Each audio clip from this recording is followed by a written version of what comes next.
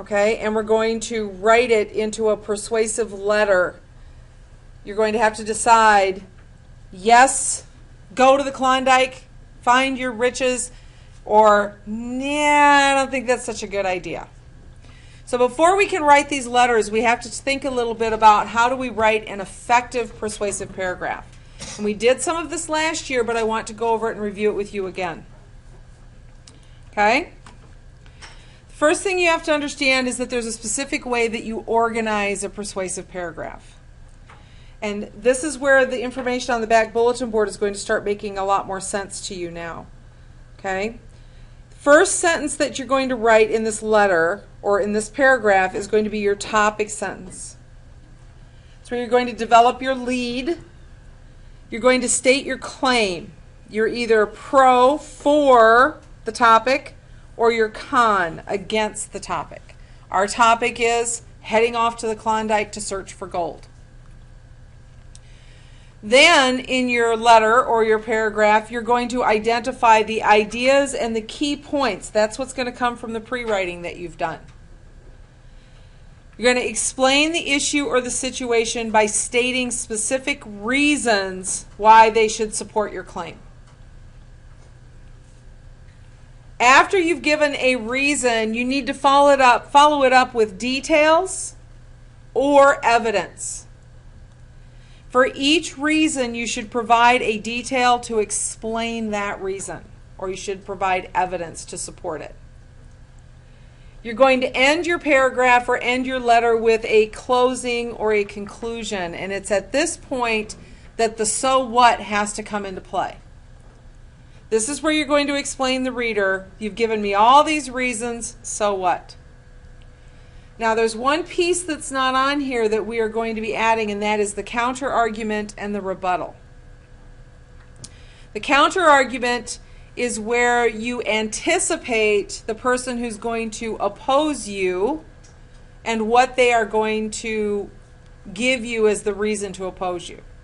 So for example, if I am for going to the Klondike, I need to anticipate the number one reason why somebody would try to talk me out of it. They would say, however, did you think about this? That's the counter argument. You're going to anticipate that counter argument. And then you're going to give them the big but.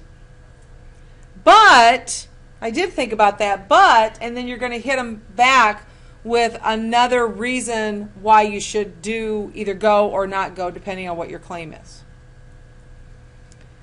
All right, so we've gotten the news from the Klondike. We've been reading it in all the papers, and we're all excited or we're very concerned. So, when we give support, those number 3 sentences, the support for the reasons, it consists of evidence, and there are 4 kinds of evidence. You give examples from your own experience or from what you've heard or from what you've read. This is where our Call of the Wild and To Build a Fire can come into play.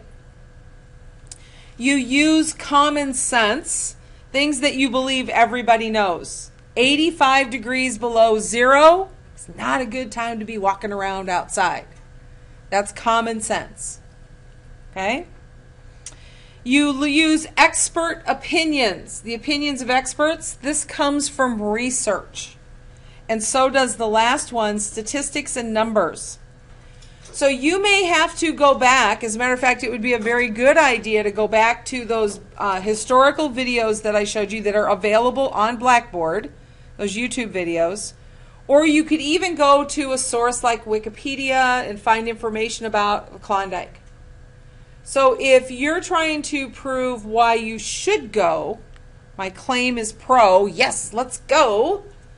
You might go to Wikipedia and you might find out that 100,000 people went up to the Klondike to find gold, and they found X millions of dollars in gold in the Klondike. That's why I should go. Everybody's going. You want to go find those numbers, those statistics, those facts. Now, some of you may think that Wikipedia is a great site to use, and some of you may go, why is Mrs. Crandall bringing up Wikipedia? Let me just do a little bird walk here, a little side note on Wikipedia. For this particular letter, we can go to Wikipedia. The information in it will be accurate enough for us to use. Wikipedia is fastly becoming one of the most accurate websites out there. Does anybody want to know why? It's constantly, yes, Thomas said because they update it all the time. People are constantly proofing it and updating it and correcting it. So it's becoming more and more accurate all the time. And one of the great things about Wikipedia is you can look at the bottom of the Wikipedia page and there's all the references and all the sources where the information came from. So you can go down there and grab a whole bunch of very good resources to prove their point, to prove the point. Okay, so that's why for this assignment, Wikipedia would be okay. We'll talk more about Wikipedia when we do our research a little later on. So we're heading to the Klondike. We've got our route figured out, and we have dreams of panning for gold. So this is our topic. Or this would be an example of a topic. So this is a pro or a con claim. Which one? You should go to the Klondike to search for gold. Pro, right. So, for example, by going to the Klondike, I will make more money than I dreamed of. Right? Common sense. It's common knowledge that there's more gold than people in the Yukon. Statistics. In the country, 1 out of 10 people are heading north to look for gold. Expert opinion. According to the Seattle Post, notice it's in quotation marks, 68 rich men arrived by steamer in Portland loaded with gold from the Yukon. Well, of course, why wouldn't I go? Okay?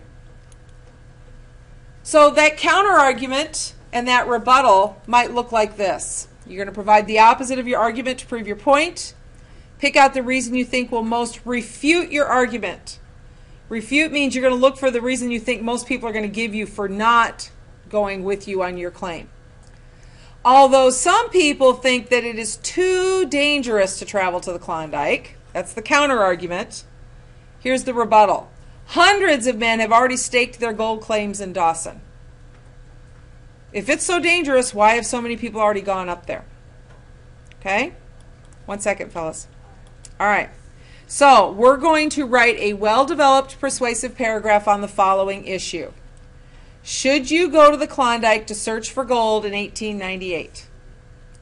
We're going to write it in the form of a letter to our family to persuade them to go with you, or you're going to write a letter to a family member of yours saying, hey, I'm here and you should not come and join me. And here's all the reasons why you should not come to the Klondike. Okay? So you have to decide if you're going to be pro, yes, we're going to the Klondike, or con, nah, it's not a good idea, don't come up here and join me, because here's all the reasons why it's not a good idea. Okay? All right. Hang on, I'll take your questions. Need to stop.